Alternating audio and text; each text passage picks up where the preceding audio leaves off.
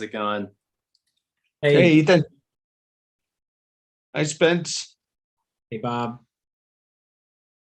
All right, I know we have a good discussion to have today, so we'll get started. We'll call this meeting to order at 5:31, a regular meeting of the Finance Committee. And Jonathan, will you take the roll? Yep. Director Bertrand, Here. Director Brandt, Here. Director Geis. Here. Great, thank you. I'll announce that this meeting is being recorded. And before we begin, we would like to acknowledge the Chumash people, who are the traditional custodians of this land. We pay our respects to the Chumash elders, past, present, and future, who call this place Aniscoyo, the land that Isla Vista sits upon, their home. We are proud to continue their tradition of coming together and growing as a community. We thank the Chumash community for their stewardship and support, and we look forward to strengthening our ties as we continue our relationship of mutual respect and understanding. Next up, we have public comment. At this time, any member of the public may speak on matters within the subject jurisdiction of the Finance Committee that are not on the agenda. The committee will not take action on any item not on the agenda except as provided by law. I don't see any public comment right now, but if that changes, we will reopen it. So that brings us to our discussion and action items, and back to you, Jonathan. Great, thank you. Let me get my screen share going. So we've only got a simple agenda today because we've been doing the work for a few months now, but this is the preliminary budget that we've put together based on all our discussions. It's definitely still the preliminary budget for a few reasons that I'll go over. But yeah, I'll just get started with the revenues, and I'll just do an overview of the whole thing, just as for people who watch, and then I have a couple like discussion points or things to resolve or make sure that we're all okay with doing. So first is the utility user tax is projected for $990,000 next year. You'll see, obviously it says $998,000 this year is estimated, but we're still going with the conservative numbers. There's a pretty good chance that by next week, when the new revenue numbers come out for May of 2021, this new number will be over $1 million, but we're not going to put those in until they actually come in. So 990 is based on the numbers we currently have for our revenue. So yeah, we can imagine that this will grow a little more before we finish this process, but that's where we're at now. Next up is, we're not doing the charges for services relating to the community room and community center right now. That's definitely part of the preliminariness of this budget. The next one is the UCSB revenue. And that's at $195,000 this year. And this is one of the points we'll come back to and talk about more. Next one is $115,000 in revenue for the STEP grant. And that's split up $4,500 to pay for the costs of our community engagement director. And then $110,500 for the rest of the grant, like the consultant and the community engagement and all that. And then the last thing is the use of our fund balance for a couple services. And this is another one we'll come back to. But right now, for sure, we'd use the fund balance for the IV Compost Collective, which we have pretty much 37,556. This number is getting refined as we finish the year of actual spending, but we received 36,000 in old grants or new grants for this program. So that's represented here. The Mediation Program has its own budget from the original grant UCSB gave us in 2018. And then the safety budget, there's 31,000 here from last year's fund balance or this year's fund balance to use next year, because we received the full amount of the funding, the 152,000, but we ended up paying the bills for last year late. It was just a lot of, because of COVID, things were on a weird schedule. But then we ended up getting charged way less than we had even projected in our accruals. So it resulted in having this 31,000 in our budget that we didn't spend. This is pretty much what we didn't spend, what we saved from the investigator not operating for a couple months during the beginning of COVID. So that 31,000 will be used now this next fiscal year, so that we'll only need to request then from UCSB 120,500 for this program. So I'll go into more detail on this in a bit, but that's just the general 90,000 from our fund balance to use of our designated fund balances. So that's revenue of 1.39 million. So pretty good revenue number. So that's the revenue. Any questions on that so far? Okay. Oh, looks good. Great. So here's the expenses. So the salaries are the 3 positions: general manager, assistant general manager, and community engagement director. The interns, the rest of this is the cost of employment for those positions. And then our legal fees, which is pretty much exactly what we spent this year, 50,000. We're going to come in under or exactly at budget for the first time, which is great news. And so we should be able to do that with Ross's new fees next year too. Marketing, this is the general marketing budget for the district. This is one of the notes to come back to. Communications, this is our, and maybe I might even need to recode some of these if I have time. But communications is our internet service for the building, the community center, and the 970. Membership dues and CSDA. Publication legal notices, we use this for different things throughout the year, like job postings in the budget.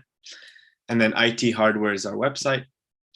The office training, we're keeping the office expense at 4,000. This is another one to note, to come back to, which I might not do that. It could be much lower next year.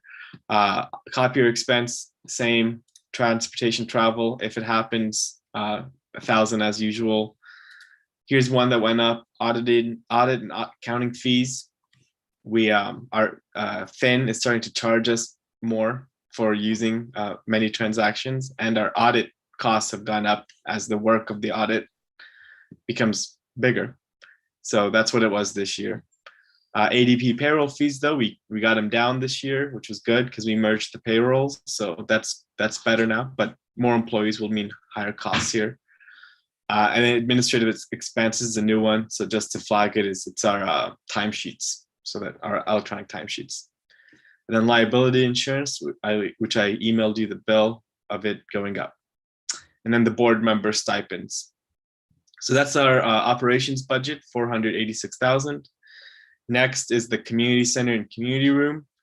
So we put in here, this is the cost of the employee, the community center lead role. And then we've got the 2 budgets for programming and grant writing for additional programming. So that's what we discussed before. And then coming down, special projects, $60,000 as a general pool to use for different things as it comes up during the year. The board talked about maybe the alternative response. We've used this to fund the food distribution. So that's what this is. Survivor Resource Center, we kept it the same. Program development, we kept the same. And then next, community garden, keeping it the same. 19,000 for their operations. Compost Collective, this should reflect the full 1-year operation budget now for them. We made tweaks and revised it. This includes the new employee, which we're hiring on Thursday, and that's exciting. We've got great applicants for that role. So that's the Compost Collective, is $80,000 cost, and $36,000 is being covered by grants. So that's one where we can have more in-depth conversations about, but this is where we landed for this fiscal year so far. Community festival, $55,000 as we left before. Mediation program, no major changes. I reduced the contractual services with the mediator since we're getting up to using it more, but we're not using it at 20. So I left it at 10,000. And then the goal would be to this year to actually implement this 10,000 of maybe like a part-time worker to do the outreach, like going door to door and promoting it, which we didn't do during COVID. So that's really exciting that, this is budgeted to have, 13 hours a week for a whole year of outreach work done and like going door to door. So hopefully with our new director, this will get done in a really great way and we can see how we can improve things there. Public safety, we had 2,000 for marketing as usual, 72,000 for the increase in service potentially for the safety stations, and the meeting on that is tomorrow. So we'll know more. So that's why this is preliminary. We'll reflect the real change in the budget that comes out in July, and then the investigator keeping it at 152. Parking, 25,000 parking study as a supplement to the 110,000 here in the STEP grant. And then the next one is beautification. So this one is one where I increased the number a bit from where we had put it, and it's for discussion. But I just did the numbers, and it looks like 90,000 would be what we are doing 82,000 in this fiscal year. So if we wanted to do an increase, so I've had a couple meetings with their CEO, and we're meeting again next week. But look, so 90,000 would be like what the bumps in service we were looking for would probably cost, and then additional costs would be for like marketing and the C-Click Fix app that we want to have a dedicated marketing pool for this program. And then lighting at 0. We can always do a project out of our capital outlay if one came up. Public art at 5,000, and then the community planning staying the same. So that's a spend of 1.385 million, and then that comes out here as a net 5,000, which is could be put into reserve or not spent or spent otherwise. So that's the spending. And so then I have a couple notes, but I want to see if you all have any questions or comments or anything right now before. I have a question on IV Beautiful. Yeah. The staffing the service increases. Can you talk about, does that include some of the staffing management changes that you and I had spoken about? Yeah. So we're not sure yet. We're still talking with them on what's possible, but it doesn't look like we can get more. I don't know. I can't speak too soon. I told them about, could we, the management time, how could we change that? So they're looking at it, and we'll know more next week. But this is more for like having a fourth person and then having them at the number of hours per week that would work to deliver the service, and then to make sure that the program lead is getting paid more than the program workers. Right. So it's conceivable that once those discussions develop, that number could change too. It could. I already told them the 90,000 number to shoot for, so they know they're working within that. But we will see what goes from there. I did put maybe 1,002 padding in the 100,000 here in case. But let's, if we're paying 82 now, an increase in service would cost around 8,000 or 9,000, and then in like another employee working those hours, and then then there's the 7,000 for the app, and then 1,000 or 2 for marketing. So it runs up to 100,000, but it could change a bit. But we'll see where it goes. It's a bit of a timeline for that one, because we're going to meet again in next Tuesday to keep talking about plans, and then they're having people are on vacation and such. So we're aiming for July 13th for that board meeting to have more of an idea of what the future will look like for the next contract, and then they'll present it formally at the first August meeting. that's what we agreed to, though. We said we'll have a first draft in July of the new budget and plan for next year, and then the final one in August. Got it. That makes sense. Yeah, I would just say even if there's a higher dollar amount, like tagged to getting us more stability in the staff, less turnover, that'd be something that I would. Yeah, again, Okay. feel free. That's good to know. That's good to know from my talk with them. And then one thing that came up on their end of a question was, if we bought the power washing equipment, how would that work? And so I didn't put that as a part of the budget yet because it's probably a capital expense, and we have a separate line item for structures and equipment purchases. It's not just maintenance, it's for purchases too. I think I need to relabel this a bit, but in our policy, it's for purchasing equipment like that and maintaining it. So if we did do the power washing equipment, whatever we land on there, I would recommend we not do it in the annual budget, but we take it out of there.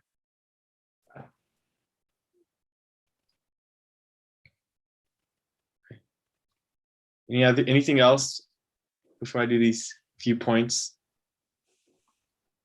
Not for me. It looks good. Okay. Well, here's my points. Some are smaller than others. So here's one, which is what I'd like to do for the community planning, for example, and maybe a couple others that have their own advertising marketing expense, maybe this one at 2,000 that don't get used all the way, is I'd like to look at putting those all into the one fund in general, advertising marketing expenses for the community engagement director to utilize. And then, we have the goal still that, each of these programs need their utilization to go up. So I feel like it just creates more flexibility as we have a new person to put a lot of the advertising expense into one pot and split that up. And then we can adjust for next year as how they see it. So that's one. I hope that would, that's a simpler one. Another one is that I'm juggling right now is the office and tech purchases, which are pretty big. And I'm just juggling between making those in this fiscal year or next fiscal year, mainly because I'm waiting on the credit card, and they keep saying in a week or two. So we haven't had it yet. We haven't gotten it yet. But I did put it in the estimated actuals already for this year to make that spend. But that doesn't, and it kind of does balance out in the fund balance, and that there's less of an addition to the end year fund balance, because we're saying 10,000 or 14,000 will get spent. So if we don't spend it, our fund balance will just be even bigger. But that's something I'm weighing is, we might need to do it so that we're not spending it this year, but then using this equipment and structures fund, this one, the 56,000, to make that spend next year. And it does automatically how do I say it automatically refills. So we have an overage on our fund balance by 567,000 beyond our policy. So if we spent within any of our designated, then this undesignated really just gets smaller because it'll refill whatever was spent. So we do have a lot of a cushion there. So I don't want to say it doesn't matter which year it happens, but it is going to impact the budget. But I'm just waiting to see if we get the credit card in time in this fiscal year to make the purchase. So that's another one. And a related one is it's not related. This one is more certain, but I wanted to just note it for you all, is the Cdbg grant that we did the match for, the 50,000. Since everything did happen this fiscal year, I think according to our policies, we have to make the expense this year, not next year.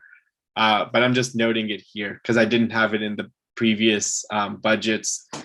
The way this will work, and I'll work it out maybe a little more with Bob, it's on my to-do list, but I think we'd be taking it out of our capital outlay and then put in that we use that money this year in our budget, like as additional revenue, and then we would it would get refilled next year or at the end of this year. So it might be, or maybe it doesn't have to be that complicated. But either way, that's already taken into account in the fund balance, that this 50,000 won't be in this net financial impact for this fiscal year.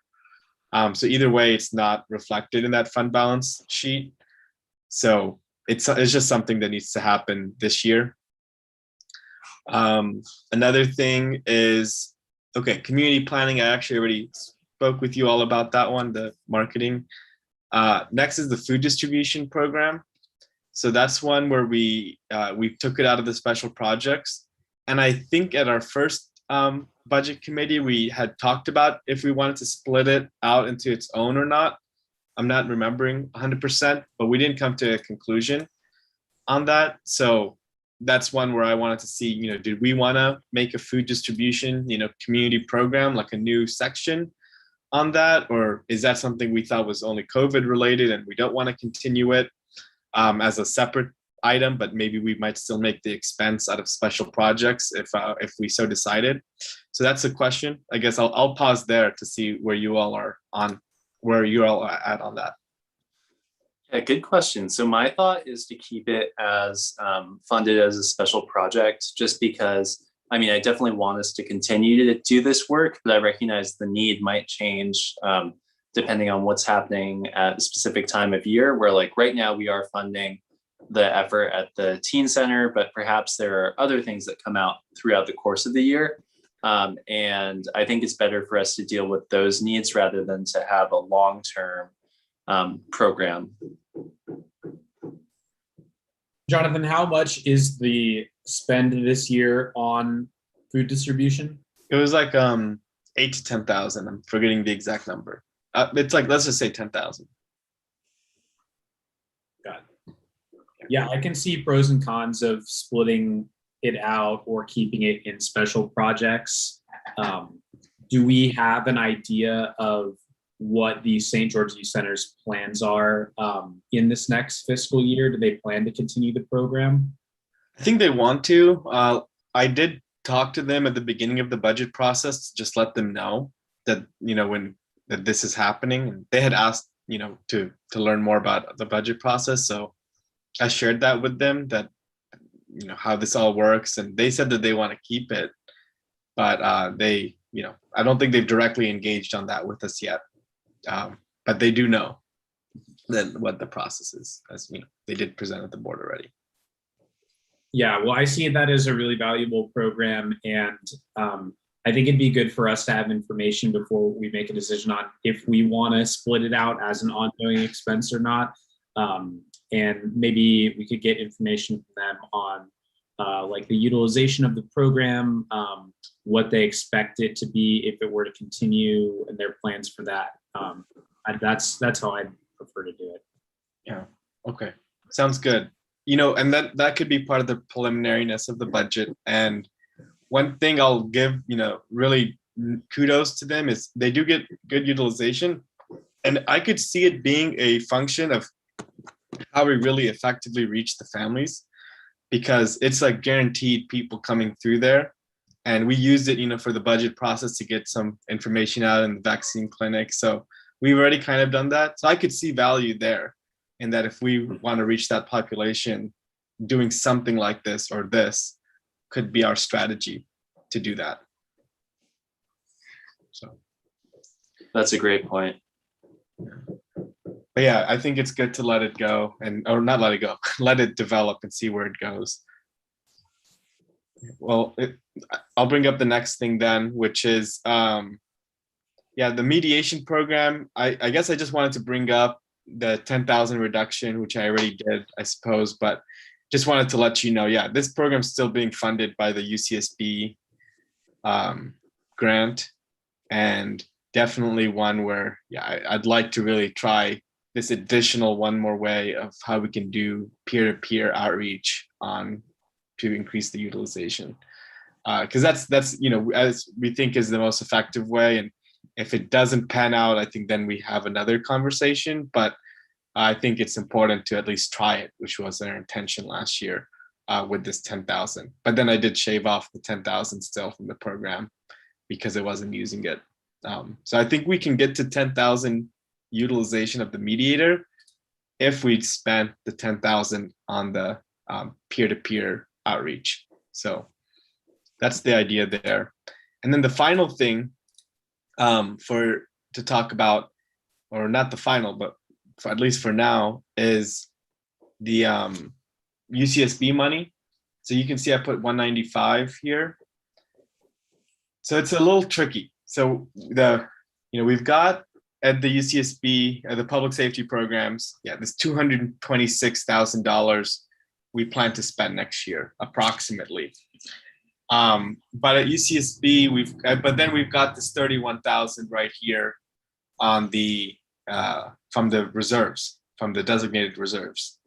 So that plus 195 does equal us the 226,000. So that means we'll be funding the entire higher safety station cost, the 72,000. But then what's left still though is $16,000 in previous safety station funding. So that we have in our budget. So we do want to do a first in, first out model. So I think that's what we've talked about before. So what I can do is I can move that into here, which is using the residual fund balance and make this bigger, like 47,000. And then we can reduce what the UCSB ask is for next year to a smaller number.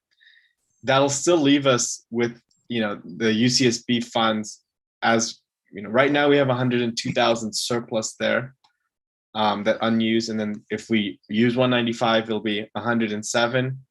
But if we use the 15,000, it'll be even more, 120,000. So that's just another one where I just wanted to put it out there. If we're thinking about the alternative response and expansion, it just could be another source of funding if it's a one-time pilot kind of thing, because it's money that's been built up over the years, and we've been thinking about using it and how we can do it. But so that's just one thing I wanted to note is we are in this situation of having a good amount of public safety money in our fund balance and at UCSB that is not spent yet, and we have these ideas for the programs this year and how we might want to grow. So just wanted to put that out there, that what's even in here, we could improve this budget. So here's one way to think about it is, you make this 31,000, 47,000, and then you reduce this by the same amount, then you have still now more revenue available for the year to allocate, or not. I mean, we'd still be at a balanced budget, of course, but if we wanted to do more, we would still even be within that UCSB 200,000 for one-time things or anything like that. So that's just something to think about, is how we use these resources now, is our UCSB funding, our annual funding, and what's been built up. Oh, and then one last thing, I think someone asked me to prepare this, and this is rough, so I'm still trying to make this better, but this is our ongoing in-house spending, ongoing contract spending, and our allocated but not ongoing budget as it is right now.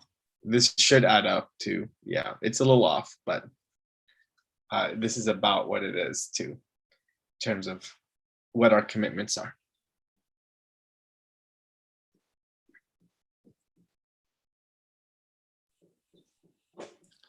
Got it. Well, that's all really helpful to understand. Spencer, Bob, any questions? It all looks pretty good to me.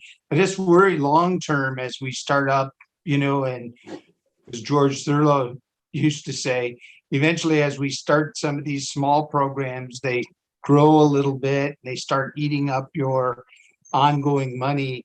And the only thing I see out there is all those things that we hope to do in the future that could be big ticket items, but just keeping those in mind about, we'll have to start thinking in other ways about how do we grow our revenues and make sure that we continue to get a ongoing allocation from UCSB. So I mean, that one, at least we have a little leverage, because if they didn't give us the money, we'd probably have to cut some of their program. And I don't think they want to lose that programming, but that 200,000 a year doesn't have any cost of living or anything on it. So here you're 7 years with the same amount of money. And once you get going, their bill's going to get bigger, and that, 200,000 7 years from now isn't what it is 7 years back. So anyways, I like it. I think we're doing a lot of good, and we got some big programs going, like the step grant and the parking thing. So we got some big progress. And then, however we resolve these buildings, I like it that our money's in the budget to show the county, hey, we're ready to run the buildings, we're ready to run the programs. And we have some money that we could put into capital, but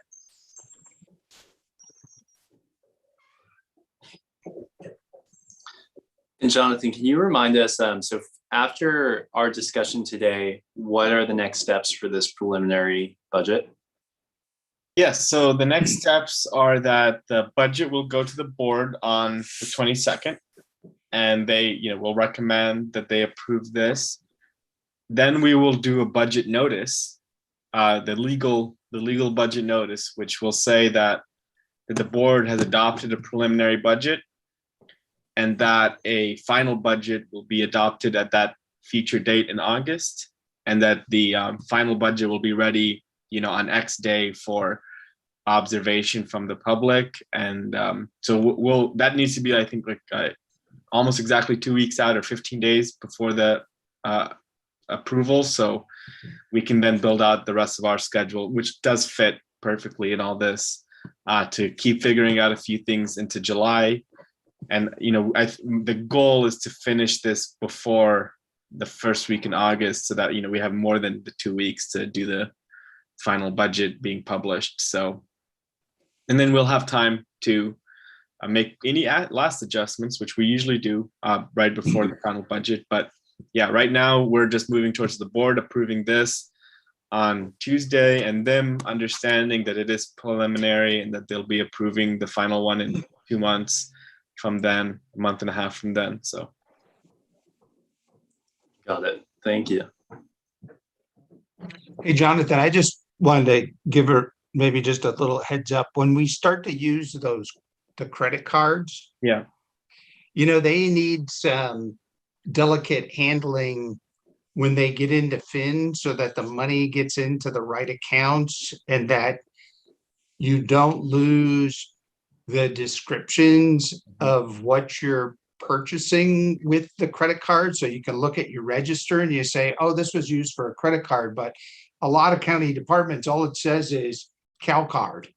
And you go, well, that's it. I think there's ways, and there's some departments that don't do it quite that way. They actually take the time and put a description on there. So it says, we bought computers, or you could put it in the computer line item, but if it doesn't have, like, we bought 3 computers, you don't get a very good description. So we should just make sure we follow county departments and maybe get some examples of somebody that's doing it well. Yeah, that's a good idea. What my initial thought is, we can maybe do it like how we do our salaries right now, where we make one expense to the treasury for 80, with the money ADP pooled. So that's like the money out from our budget. And then I do a journal entry to itemize it. And then I say that's the management spending, compost spending, healthcare spending. So maybe something like that where somebody's tackled that on the county side, and some departments do it really well. And I've seen some examples of where, they don't do it very well, and you kind of don't have a very good register when you just have a bunch of things that say Cal card on it. Right. No, it's important to me to not have that. So we'll make something work. It also gives you better control, so that if somebody else is, looking over the ledger, they know what the credit card's being used for. Right. Makes the audit that's just a side thing. We'll get that figured out easy.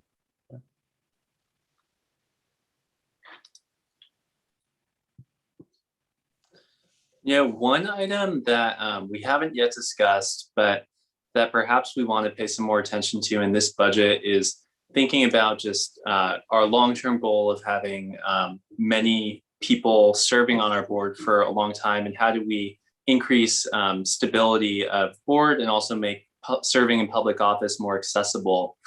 And when looking at our director compensation as compared to what is allowed by the state, as well as what is provided by the other districts that serve Isla Vista, I think our board may want to look into that a little bit to see if there are some adjustments to make.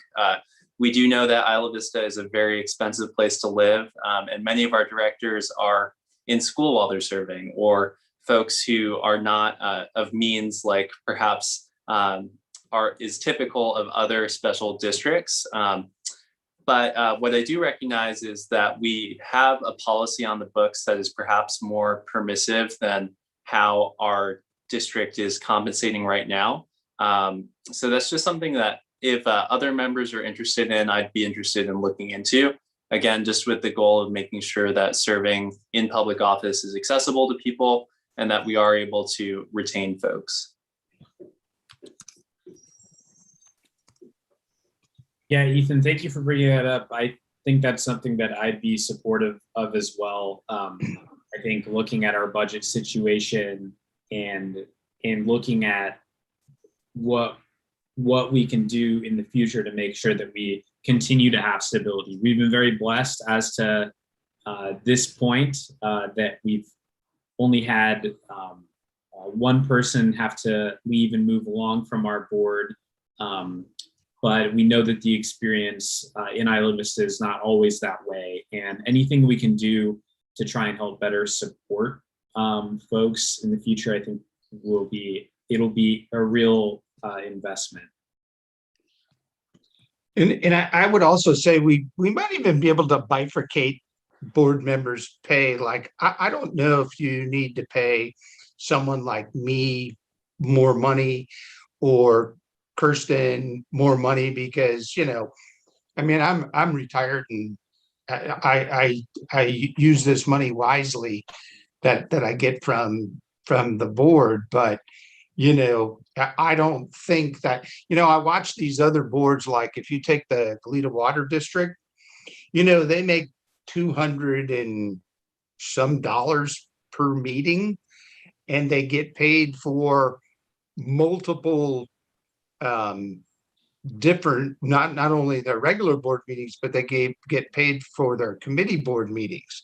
The other side to that is it almost becomes a regular job for the elected members, and they're making more than they do in Social Security for the retired board members that are on there. And I've heard board members from the Goleta West Sanitary District say, well, that's my livelihood. You can't cut that.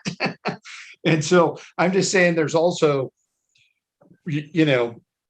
some people then start going for the jobs for the wrong reason.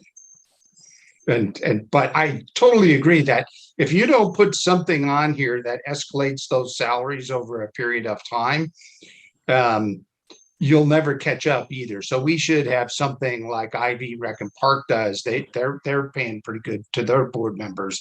And I don't know if they do regular meetings and committee meetings too, but that's another way to do it, is take more committee assignments. But for me, my wife just goes, "You have another meeting?" Yeah, and I agree. It would definitely be good to find something that strikes a balance and that is a compensation model based on the workload, which how the government code reads is it's payment per day of service up to 6 per month at a rate of $100, but that can increase with the cost of living adjustment. Right. And right now, our only days of service are the board meetings. But for some directors who take on committee assignments that work goes into, or directors that are working to carry out special projects that involve say, hosting community meetings that are approved by the board and that are necessary to carry out functions. Just two examples of what other days of services might look like. And obviously this would need to have a board discussion and perhaps policy committee discussion, but just bringing it up is something that we may want to consider, as if other board members wanted to go in this direction, it would have financial impact. Well, you definitely have my support. I think you should go in that direction. That I realize there are certain board members, Spence, you, Ethan, that you guys put in a lot of work outside on this board, outside. You know, you're doing work. You're helping Jonathan out, helping him with policy, helping him with ideas. You are active board members, and even the two new board members they're involved in the community meetings, and you know, they were involved in the resolution the other day, and I think they're jumping right in, and you know, I'm sure they're poor and you know, in terms of their current position, so whatever stipends they get, I'm sure really helps out. Yeah. Yes. So I'm not sure if there's anything that we do in the budget right now. The working document, Jonathan, what would your recommendation on that be? I think maybe it's just something we can have as a board agenda item next week too. And then it could be something that's updated in the final budget, but not in the preliminary, since we don't know where they're going to go. That makes sense. But yeah, I mean, a cost of living increase, I just did the rough math. You know, even if we just did that, that's only a few $1,000s max increase in cost at the most. So it's very fittable within this to do right now. So right now, do we have a cost of living increase factored in No, our no. annual budget, or no? Not yet, but it can fit. You know, it's 1,600 or 16,800 right now for the budget for the directors. And you know, if you just did a cost of living of 5%, I don't know. You know, I don't know how we have to determine what we're going to use as the metric, but a 5%, it actually only increases the cost by $800. But Got you it. might want to do that a little retro back to when we established the, you know, the budget, and then do a catch-up cost of living, and then have a policy when you go forward that you do an annual cost of living. So, you know, you've been giving people $100 a meeting for what, 5 years now? 2 years. 4 years? 2 years. I Just lose track really fast. 2.5. Yeah, 2019 and 2020 and 2021. Yeah, so we can have this discussion at the policy level at the board, but I just wanted to bring it up now before we move into bringing the preliminary budget to the board, just so that we can have some time to have this discussion before a final budget is approved later in the year. Mm-hmm. So I appreciate everyone entertaining that.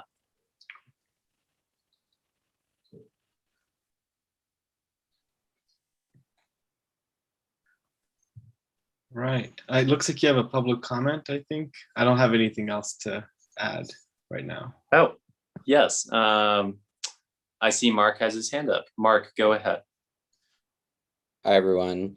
Sometimes at this meeting, I ask my dumb questions because I don't totally know how the full function of the CSD works. So I have 2 questions and 1 comment.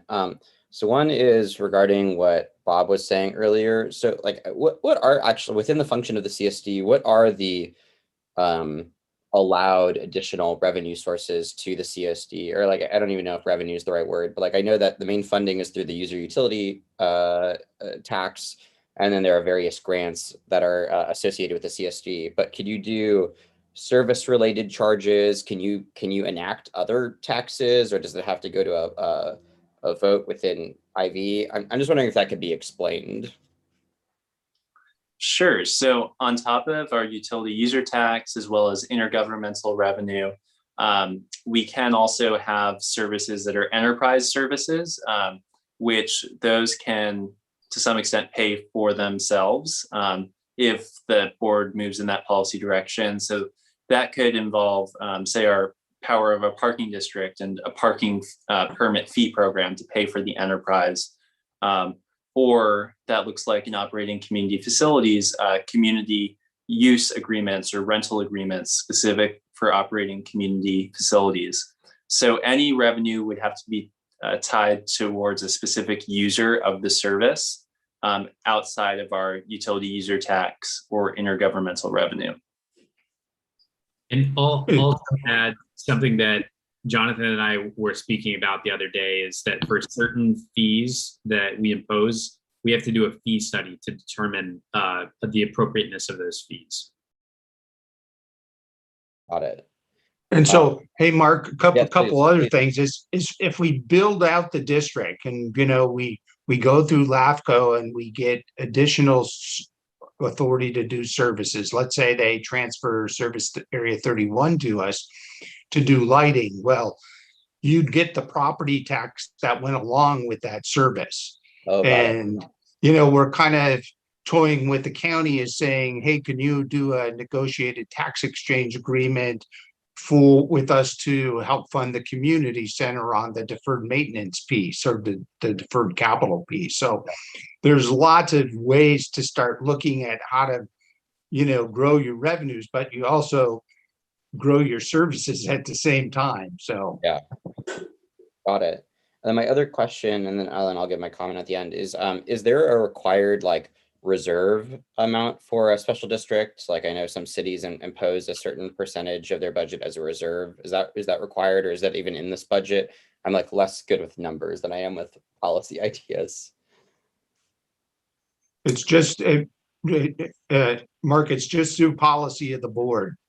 There are and there aren't any laws that I know that you can't just spend every dime you have, and as long as you don't go bankrupt.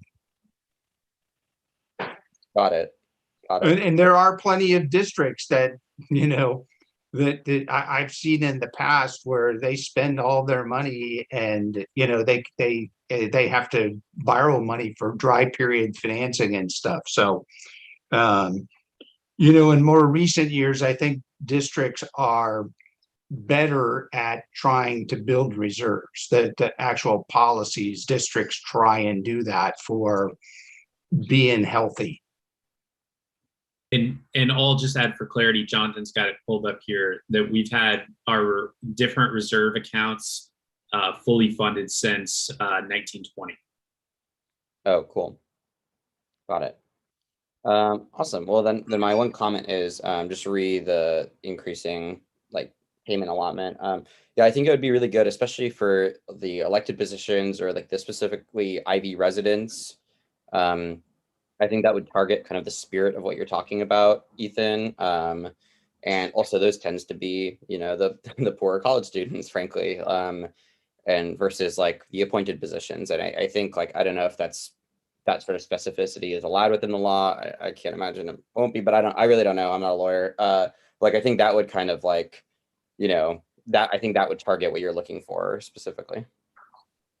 Yes, thanks for those comments. Thank you. Any other public comment at this time?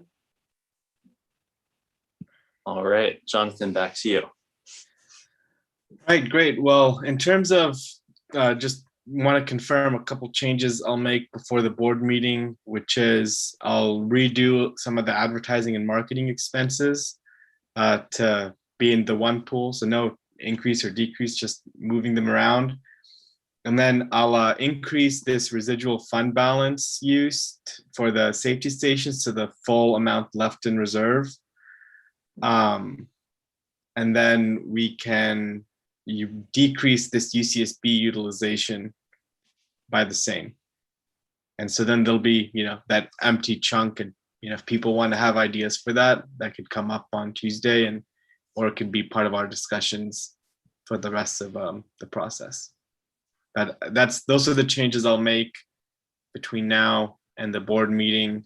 And if there's anything else and I'll add in when the new revenue comes in, I'll add it into the sheet here. So then it'll automatically update the projection based on the actual. So that number will go up most likely by the board meeting. So it's the revenue on that, and then switching the funding of the safety stations.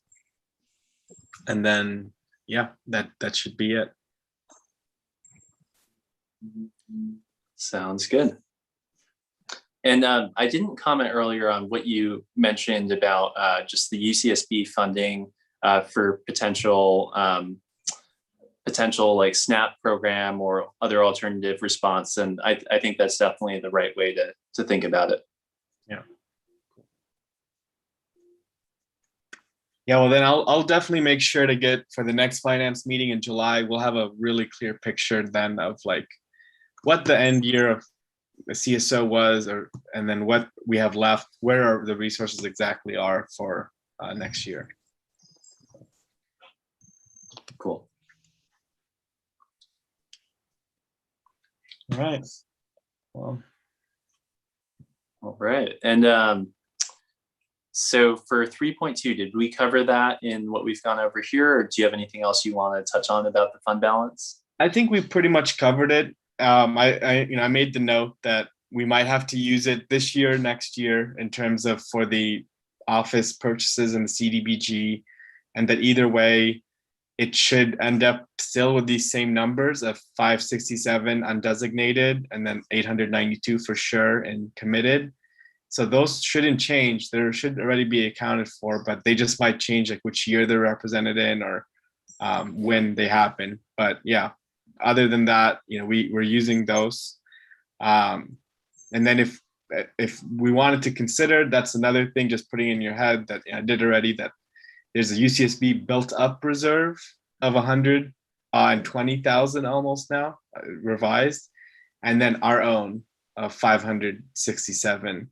If that's a factor, which we don't have to, but again, in terms of thinking about pilots or one-time things, these are just available for us to think about. Got it. Thank you. All right. Well, if that Sorry. I just have one comment on the discussion on fund balance.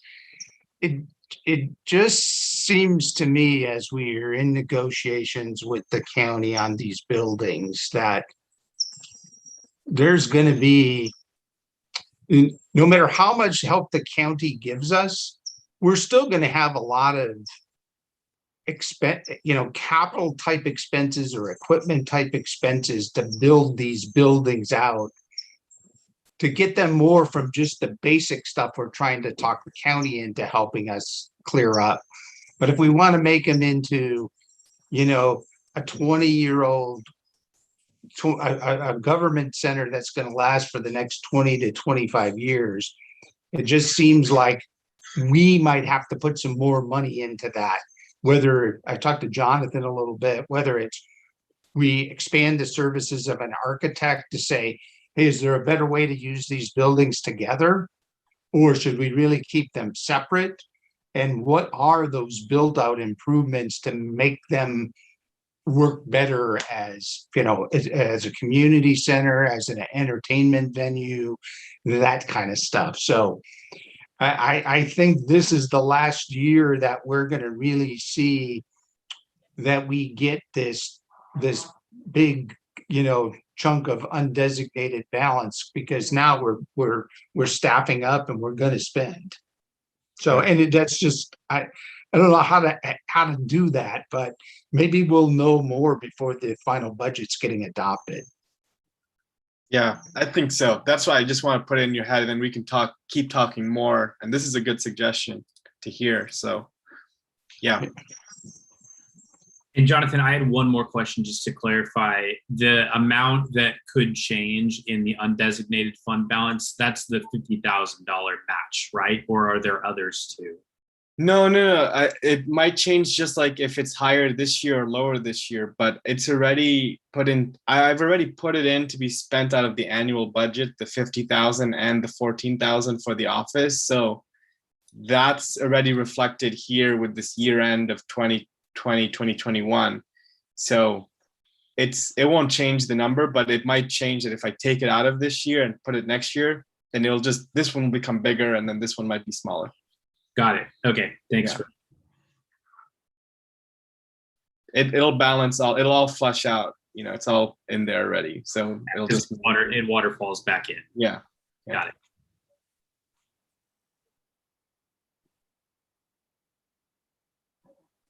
All right. Any other comments from our community members on the line?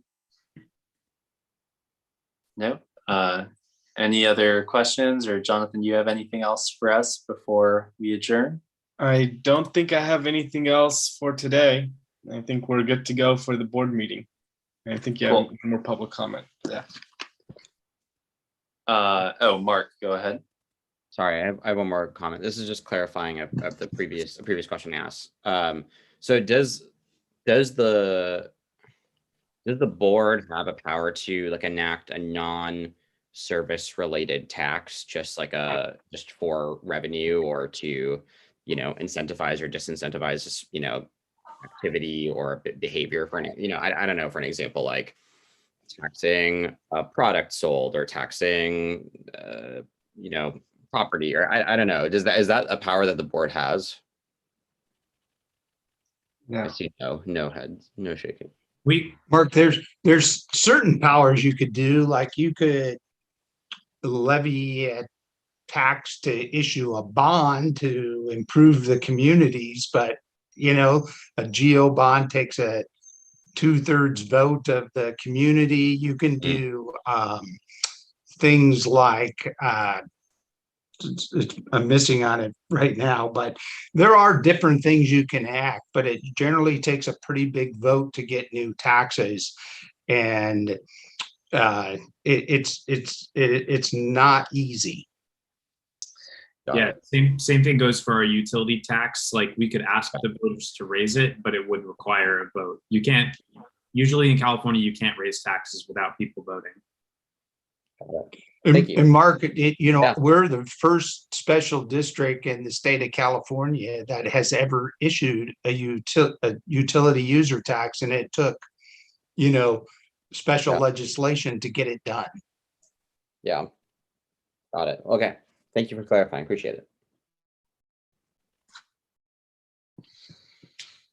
Awesome. Right. Thanks for your question, Mark. All right. Well, if that's it, do we have a motion to adjourn? Or before that, actually, Jonathan, do you need us to direct you to bring this to the board, or are you good without a motion? I think we're good. I think we're Okay. good. Yeah. Great. Spencer. I'll move to adjourn. I'll second. All right. Made by Grant, seconded by Geis. Jonathan, roll call, please. Brent, Yes. Bertrand, Yes. guys. Yes. It's always a pleasure to work with you guys. Likewise. And Jonathan, thank you for making this so easy. We course. didn't Yeah. talk about too much tonight because you have it all figured Yeah, out. So thank you. Nice and simple. Painless. All right. We'll see you Yeah, guys. right. All right. Take care. Bye. See you guys.